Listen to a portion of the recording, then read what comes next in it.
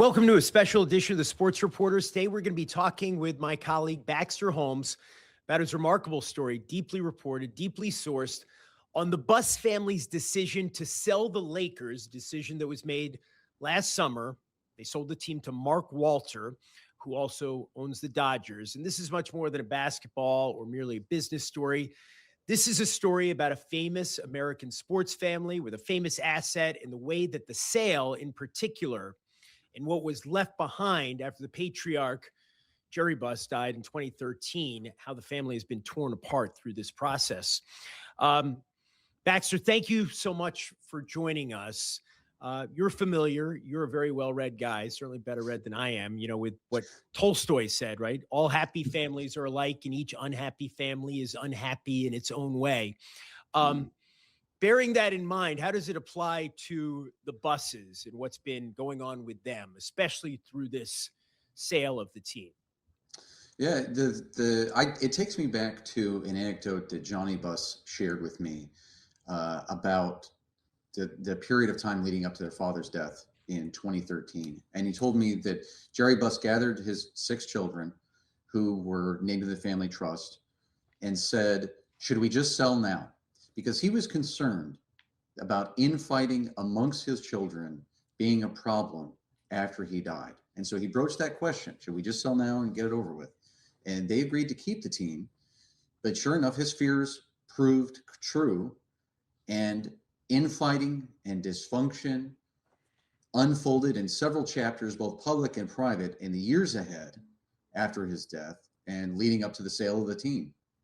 And infighting might be underselling the point, Baxter, right? Like, we're talking about, your story opens with Jeanie firing her siblings. So her 3 full siblings, and let me just look at my notes because there are a lot of J's going on here and it gets kind of exhausting. So Jeanie, Janie, Jim, and Johnny are the 4 of those 6, because there are some, there's another biological daughter, there's but we're talking about the 6 who are in the trust. Jeanie, Janie, Jim, and Johnny are the full siblings from Jerry Buss's first marriage. Yes. And then there is Jesse and Joey as well, who are younger, who are their half siblings. And those are the 6 that we're talking about. And after the sale goes through, right, Jeanie fires all 5 of her siblings. That's correct. Yes. And they held different roles in the organization. Jeanie was in a role kind of in the charity capacity of the team. Johnny and Jim worked in administrative roles. Jesse and Joey were working in the front office. Essentially, they were both executives on the basketball operations side, involved with scouting, with the G League team. Joey also served as an alternate governor to Jeanie on the NBA's board of governors. But yes, soon after the sale closed in October, I think in the weeks ahead, and the news came out, I think soon before Thanksgiving, that they were all terminated. I spoke to Jeanie on the record, and she said that she pleaded to be able to resign instead of being fired, and was told that she'd be paid through the end of the year. And she said it felt like being a crumpled up piece of trash, or a crumpled up piece of paper thrown in the trash. And she said something that really kind of stuck out to me. She said, I don't think our father would be happy with the way things went down, not at all. But it was in some ways a coda to all the chaos and bitterness that had existed for years amongst the children. So Jerry Buss, is one of these larger than life figures in the story of American sports in the second half of the 20th century and the beginning of the 21st century. I mean, he buys the team from Jack Kent Cooke, another big figure, larger than life kind of character, right? He buys the team in 79. They win in his first season, the NBA title. They've got the Showtime Lakers. He's still running the team in the Shaq and Kobe era. He experiences basically nonstop success, for 30 plus years running the team. So what were his wishes?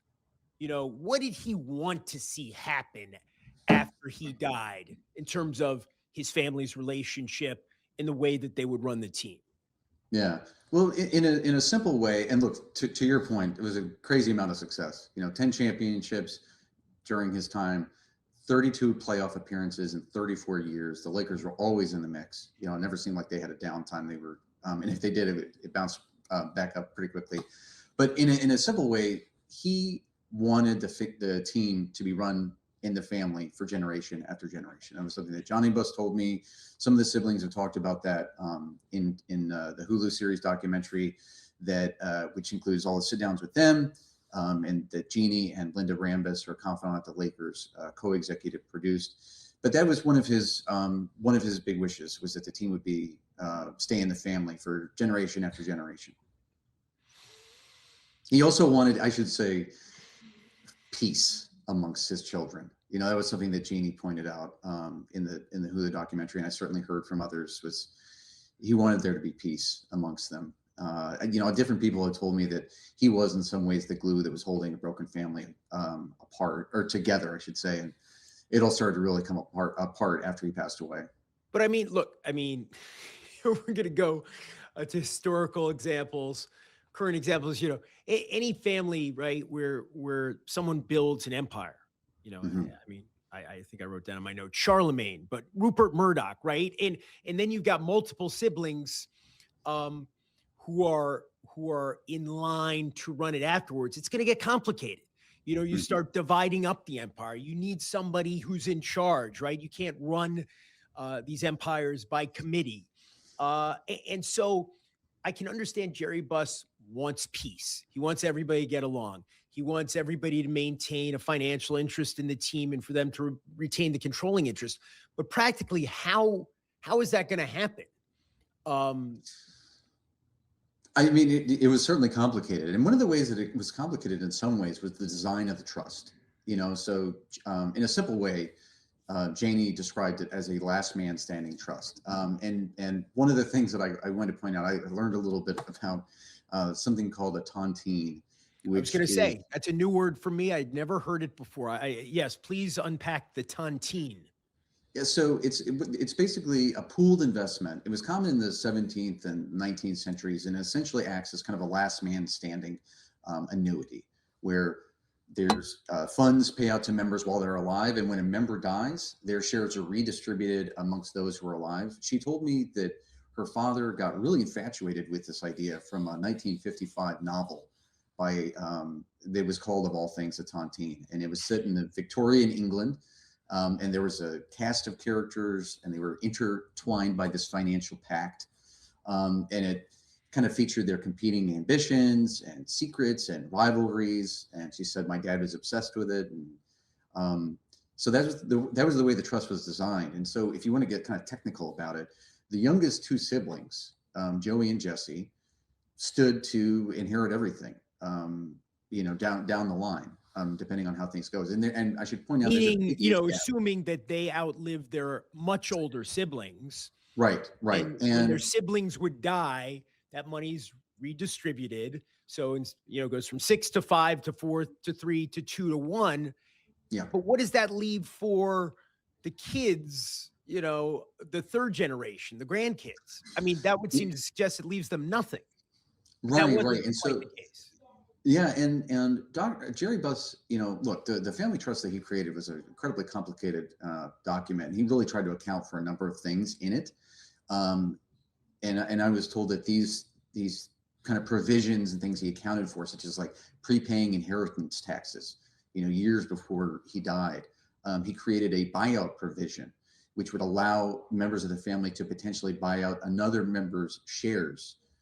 If they wanted to sell. He also created something that essentially became known as the grandchild clause. And what that meant in short was it was kind of a life insurance policy. So if I'm one of the 6 Buss children who's named in the trust, and I'm thinking about my family or my kids, you know, Dr. Buss's grandkids, and how they all have kids except for Jeanie. Right, all except for Jeanie. But if I'm thinking about them, well, the trust has a provision that would account and potentially, you know, give them millions of dollars down the road. So he had created through this, again, very complicated and financial document, different provisions that I was told were geared towards keeping the team in the family.